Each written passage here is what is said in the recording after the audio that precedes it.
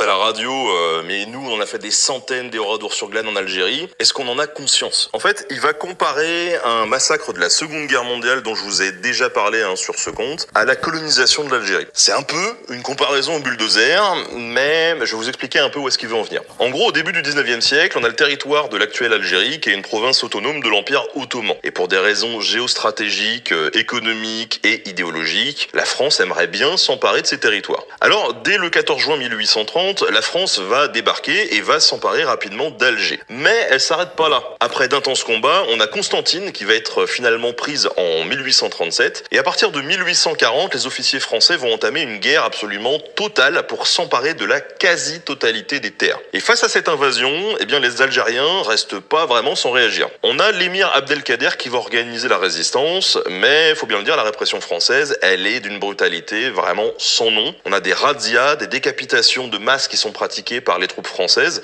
pour vraiment terroriser les populations civiles.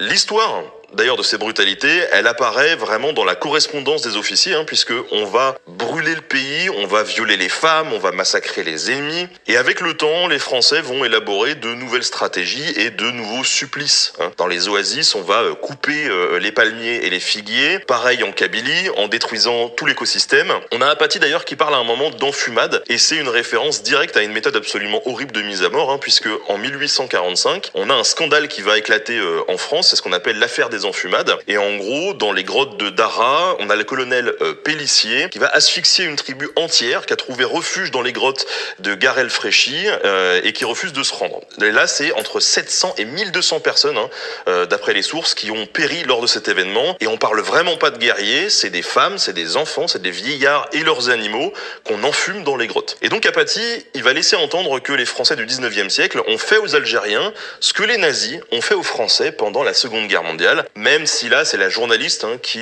l'oppose, qui parle de nazis et pas lui. Alors cette réflexion, elle est pas nouvelle, elle a déjà été faite par des journalistes dans le passé. C'est une manière de voir les choses. Alors personnellement, je suis pas fan de ce genre de comparaison un petit peu hasardeuse, parce qu'on peut vite tomber sur plein d'écueils et que ça a tendance à créer une sorte de concurrence mémorielle que je trouve pas vraiment très saine.